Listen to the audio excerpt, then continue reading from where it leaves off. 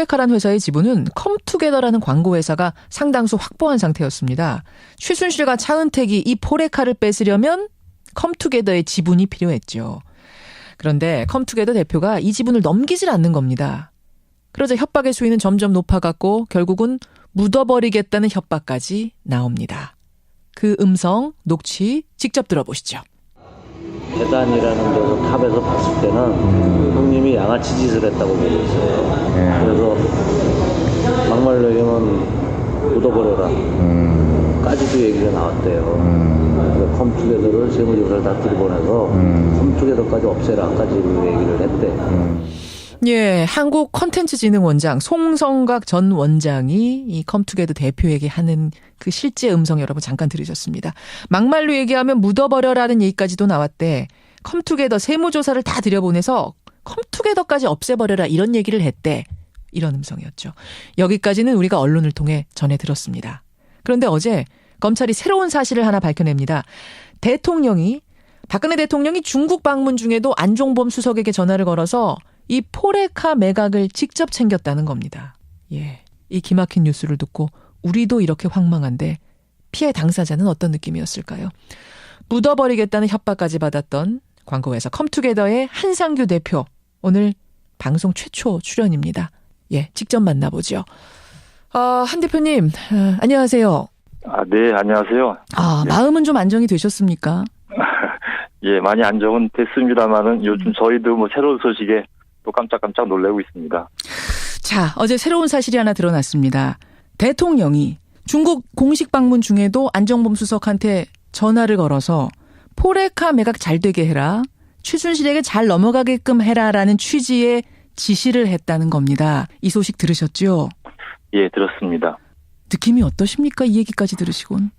참담했습니다. 그런 어마어마한 일이 있을 거라고는 정말 꿈에도 생각 못했었습니다.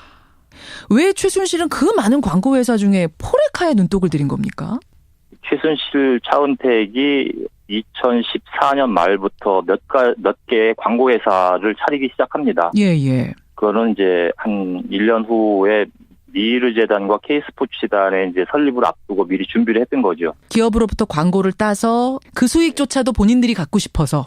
그렇죠. 그런 수익 거죠? 플러스 대통령 수행 사업, 즉 청와대 비즈니스에 광고 회사가 필요했었겠죠. 그래서 이 포레카라는 회사가 있는데 저 회사를 얻게 되면은 정말 자기들이 원하는 모든 비즈니스를 다 수행할 수 있겠구나 생각했으니까 저희를 이제 타겟으로 노리고 아마 뺏으려고 했던 것 같습니다. 근데 큰 광고 회사도 다른 회사도 많잖아요. 근데 여기는 포스코 계열사, 아마 그 당시에 대기업 일감 몰아주기 이런 걸로 사회적인 질타 비난들이 쏟아지면서 포스코가 팔려고 하고 있던 중이었던 건가요? 그렇습니다. 매각으로 나와 있었고 저희가 인수한 게 2015년 9월 1일인데 예. 약 1년 반 전인 2014년 4월에 청와대에서 포스코 계열 광고회사를 인수하자라는 그런 모의한 서류가 나옵니다. 그래서 이 사람들이 이거를 이제 인수하기로 미리부터 생각을 하고 있었는데 예. 입찰이 시작된 게 2014년 12월이었습니다. 예. 근데 그때는 곧 이어서 정윤회 사건이 문건이 터지기 시작할 때라서 이 양반들이 그거를 잘 놓치고 있었던 것 같아요. 그 타이밍을. 그러니까 이미 우리가 포레카를 가져오자라고 청와대에서 모의가 됐었는데 정윤회 문건 유출 사건 터지면서 정신없는 동안 컴투게더한테 한상규 대표한테 돌아간 거군요. 그게. 저희하고 롯데그룹하고 두 군데가 복수의 우선 협상 대상자가 됐었습니다. 예. 그래서 롯데그룹으로 가게 되면은 대기업을 등치기는 조금 힘들 테니까 그렇죠. 일단 중소기업으로 보내고 그 다음에 이제 80% 내지 90%를 뺏으려고 이제 했던 것 같습니다. 지분을 내놓으란 얘기가 구체적으로 나오기 시작한 건 언제부터입니까? 2015년 3월 초였습니다. 단독 우선 협상 대상자가 되려고 치열하게 이제 겨루는 중에 예. 그 협박범들이 나타나기 시작했었습니다. 아니 그때는 지분을 가지고 있는 것도 아닌데 협박을 아니었었죠. 예. 그래서 저희도 이제 우리가 아직 100% 단독 우선 협상 대상자가 되기도 아주 전이다. 예. 그런데 왜 나한테 그런 자격도 없는데 내놓으라고 하느냐라고도 얘기했고. 예. 근데 제 입장에서는 포레카라는 회사의 대표가 그렇죠. 제가 잘 아는 광고계 지인들을 데리고 나타나서 이런 협박을 시작할 때 믿지 않을 수가 없었습니다. 지금 와서 알고 보니 그 김영수라는 사람, 포레카의 당시 사장이었던 김영수라는 사람도 최순실이 꽂은 거죠. 포스코에서, 본사에서. 예, 저희도 최근에 알았습니다. 여러 가지 협박들이 있었다고 들었어요. 그 송성각 한국컨텐츠진흥원장, 그 송 원장과의 만남에서 송 원장이 한 대표를 협박하는 그 발언을 녹음하셨다고 제가 알고 있습니다. 그 녹취록 아직 세상에 한 번도 공개하지 않은 건데 저희가 첫 공개를 합니다. 잠깐 들어보죠. 막말로 얘기하면 묻어버려라 까지도 얘기가 나왔대요. 예를 들어서 현재 광고주 있지? 거기다 세무조사 다 때릴 수 있어요. 안 되게 하는 방법은 108가지라도 넘어요. 그리고 예를 들어서 제 생각에 뭐 컴퓨터 들어가서 카드 다 까봐라. 골프 친 거, 뭐 기업체 접대, 뭐 이런 기타 등을 다 부셔낼 수 있거든. 그거 갖고 걔들한테 또 겁줄 수 있거든, 광고주도. 이 광고회사에 광고를 맡긴 광고주들, 그 기업들도 다 세무조사를 때릴 수 있다. 막 이런 얘기까지 나와요. 예. 묻어버려라. 이런 얘기까지도 나오고. 참, 이 협박도 가지가지인데, 그 중에서도 제일 심했던 게 이 한국컨텐츠진흥원장 송성각 전 원장의 협박이었습니까? 예. 강도가 굉장히 좀 높아졌었습니다.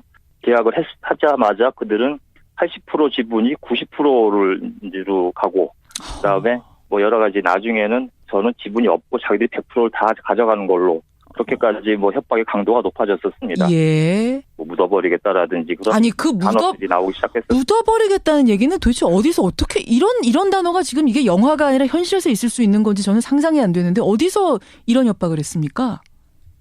그거는 이제 송성각 원장이 그들이 묻어버리라고 한다라는 얘기를 이제 간접합법으로 전한 거였었습니다. 그들이 누구예요? 그때 재단이라는 얘기를 처음 들었었어요.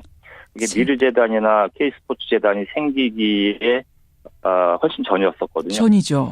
예, 그래서 재단에서 묻어버리라고 한다. 뭐 이런 얘기가 나왔기 때문에 저희는 그 당시에는 이해를 못했었는데 그 단어를 지금 알고 보니까 이제 그 후에 재단 설립을 염두에 두고 있었던 것 같습니다. 그럼 그 재단은 미르재단, K스포츠재단 결국 최순실이 되는 거네요. 추정이 되네요. 예, 지금 알고 보니까 그렇습니다. 예. 조금 전에 들은 건 이제 만나서 한 협박인데 혹시 전화 협박도 있었습니까? 직접 만났을 때도 들었고 전화로도 들었고 그렇습니다. 전화로도 그러니까 이게 한두 번 있었던 협박이 아니네요, 보니까. 예, 제가 말을 안 듣고 이제 단독으로 계약하고 인수하려는 자세를 취하니까 이들도 좀 급했든지 계속 그 하루에도 여러 번 전화를 하고 찾아오고 하면서 뭐 강도를 점점 높여갔었습니다. 그렇군요. 회사에 대해서 또는 뭐 저 개인에 대해서 위험 수위가 높은 그런 발언들이 좀 있었습니다. 새벽부터 전화가 왔다 그러면 몇 시부터 전화가 온 거예요, 도대체? 이 양반들이 우회 어르신한테 보고를 한다고 하면서 늘 새벽에 전화를 하고 뭐 밤늦게 전화를 하고 했었습니다. 그래서 대여섯 시쯤에는 전화가 오기 시작했었습니다. 대여섯 시쯤엔 전화가 오기 시작해. 그러면서 위에 분한테 보고를 해야 된다.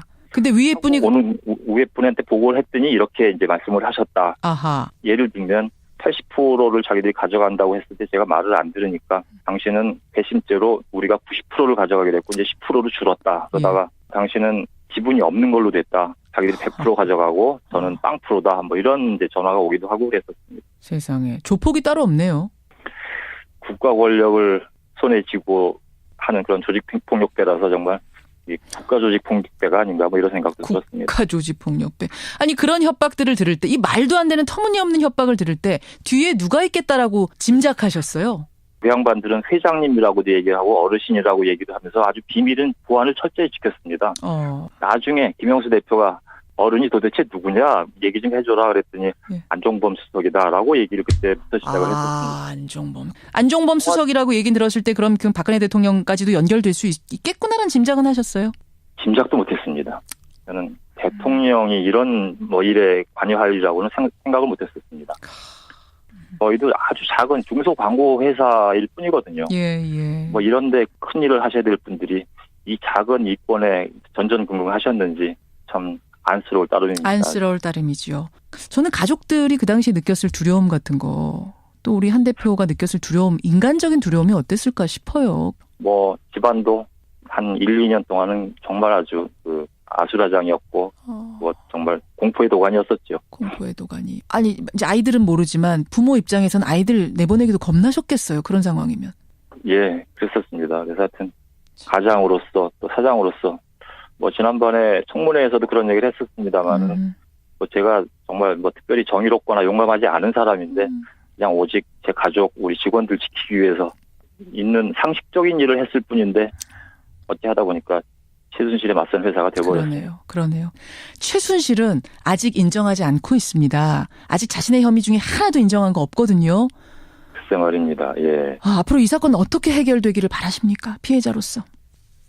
참 저희도 매일매일 뉴스를 접하면서 이게 정말 이게 대통령인가, 이게 정말 이 청와대였던가, 뭐 이런 생각들이 많이 듭니다. 예. 저희끼리도 질이 안 좋은 사람들한테 이제 좀 과분한 힘이 주어지니까 아하. 주체하지 못해서 좀 자멸한 게 아닌가. 뭐 진실은 인양되겠죠. 감옥 갈 사람들은 갈 것이고. 뭐 저희 회사의 꿈은 평범한 일상으로 돌아가는 겁니다, 이제. 예. 그래서 깜짝깜짝 놀라는 일 더 이상 없었으면 좋겠고, 또 촛불 들고 이 추운 날 길거리에 나선 일 없게, 뭐 정치하시는 분들이 제발 좀 국민들만큼만 애국심을 가지고 정치를 해주십사 하고 부탁드리고 싶습니다. 힘내시고요. 네. 예. 예, 감사합니다. 사업도 잘 되시길 바라겠습니다. 네, 감사합니다. 예, 오늘 고맙습니다. 네, 네. 예, 포레카라는 광고회사에 지분을 내놓으라고, 자신들에게 내놓으라고 협박당했던 당사자.